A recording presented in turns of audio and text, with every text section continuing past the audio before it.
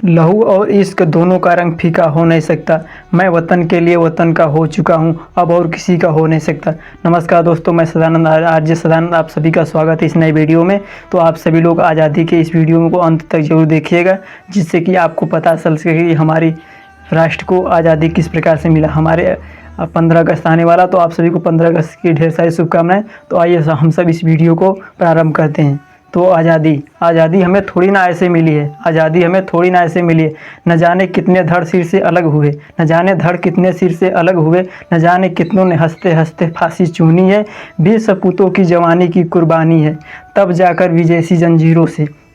विदेशी जंजीरों से आज़ादी हमें मिली है।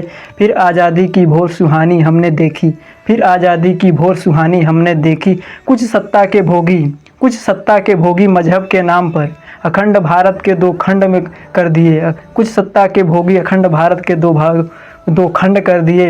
एक भाग बना जम्बूद्वीप आर्यावर्त भारतवर्ष इंडिया हिंदुस्तान कहलाया, और एक भाग जम्बूद्वीप आर्यावर्त भारत इंडिया हिंदुस्तान कहलाया। दूसरा भाग रावलपिंडी लाहौर भिखारी पाकिस्तान कहलाया। दूसरा भाग रावलपिंडी लाहौर भिखारी पाकिस्तान कहलाया। हमने भाईचारे का हर बार हाथ बढ़ाया, हमने भाईचारे का हर बार हाथ बढ़ाया। बदले में हमें हर बार मासूमों के लाशों का अंबार मिला। फिर भी हमने मित्रता का प्रयास किया, फिर भी हमने मित्रता का प्रयास किया। ये सब देख वीर सपूतों की आंखें भी भर आई होगी, ये सब देख वीर सपूतों की आंखें भी भर आई होगी। उनकी आत्मा भी कांपी होगी और खूब रोई होगी। वो कहते होंगे कि हमने हर जाति धर्म से उठकर राष्ट्र धर्म निभाया, हमने हर जाति धर्म से उठकर राष्ट्र धर्म निभाया। हमने जवानी की कुर्बानी देकर लोगों को आज़ादी दिलाई, हमने जवानी की कुर्बानी देकर लोगों को आज़ादी दिलाई। कुछ सत्ता के भोगी मजहब के नाम पर अखंड भारत के दो खंड किए, कुछ सत्ता के भोगी अखंड भारत के दो खंड किए। तो इस प्रकार से हमारा भारत आज़ाद हुआ, और इस आज़ाद भारत को दो खंड करने वाले जिन्ना मजहब के नाम पर हमारे भारत को जीता जागता राष्ट्र को दो भाग कर दिया। महात्मा गांधी ने कहा कि इस भारत का विभाजन किसी भूमि का टुकड़ा या किसी भूमि के टुकड़े का बंटवारा नहीं, बल्कि एक जीते जागते राष्ट्र पुरुष का दो भाग करना है।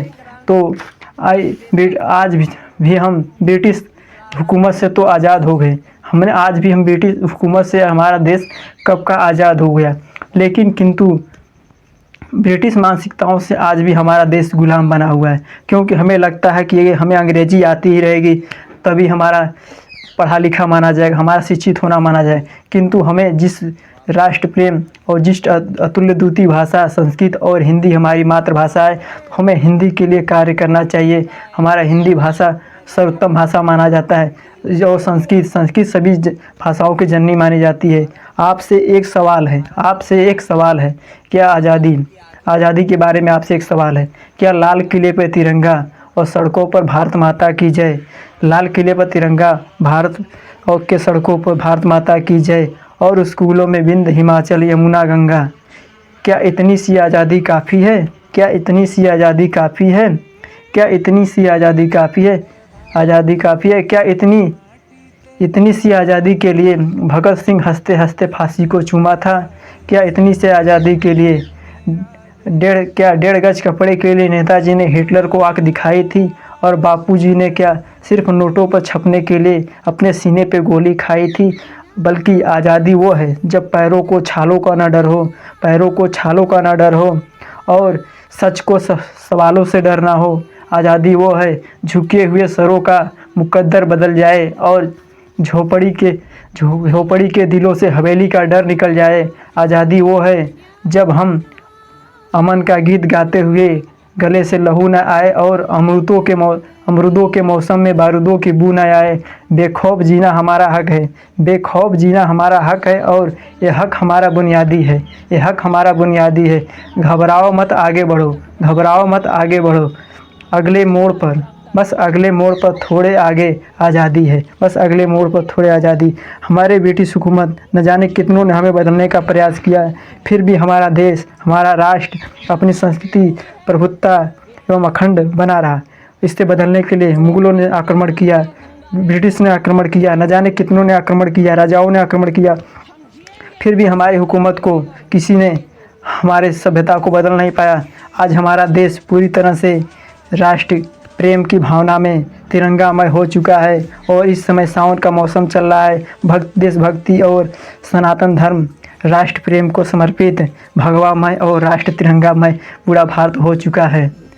तो हमारा यही प्रयास रहेगा कि हम आपके सामने ऐसे ही शानदार वीडियो पहुंचाते रहें जो आपको प्रेरित करता रहे देश प्रेम के लिए। हमारा भारत, अखंड भारत, दुनिया की सबसे युवा देश माना जाता है, क्योंकि किसी भी राष्ट्र के विकास के लिए युवाओं का मेहनत, उनकी संघर्ष किसी भी राष्ट्र को विकसित कर सकता है। जिस देश में राष्ट्र को युवा मिले हों उसी राष्ट्र का विकास हुआ है। उदाहरण के लिए पिछले कई वर्षों से जापान युवा रहा है, लेकिन वो वृद्ध हो चुका है। हमारे देश की औसत आयु मानी जाती है कि हमारे 28 वर्ष हमारे देश की औसत आयु है, जिससे कि हमारे खेलों में हमारे अभी हाल ही में पेरिस ओलंपिक हुआ है, जिसमें कि हमारे देश के शेरनियों और बेटा बेटियों ने देश को कई मेडल भी दिलाया है, जिससे कि हमारा देश गौरवान्वित हो चुका है। और कईयों ने प्रयास किया, मिल्खा सिंह ऐसे जैसे अभिनेता और बच्चन साहब जैसे कितने ने हमारे राष्ट्र का मान बनाया। कलाकार, अभिनेता और खेल जगत के हमारे प्रयासों का ही रहेगा कि हम राष्ट्र को उन्नत राष्ट्र बना सकें, और हमारा प्रयास अनवरत चलता रहेगा कि हम राष्ट्र को एक बेहतर भविष्य की ओर ले चलें। हमारी विश्व की सबसे 5वीं इकोनॉमी बन चुकी है। आने वाले समय में तीसरे नंबर पर प्रयास चल रहा है। तो आप सबसे यही निवेदन है कि आपका हर एक प्रयास राष्ट्र के समर्पित होना चाहिए। आज हमारा देश पूरी तरह तिरंगामय हो चुका है, तो आप सभी को 15 अगस्त की ढेर सारी शुभकामनाएं और राष्ट्र प्रेम आप सब ऐसे ही बनाए रहें। एक तिरंगा जवानों के नाम, एक तिरंगा जवानों के नाम। जो भरा न हो आँखों से, जो भरा न हो भावों से, वो बहती रसधार नहीं। जो भरा न हो भावों से, वो भरती रसधार नहीं। वो हृदय नहीं पत्थर है जिसमें देश का प्रेम न हो। तो आप सभी का स्वागत है। इस वीडियो को अंत तक देखिए और लोगों तक शेयर करिए।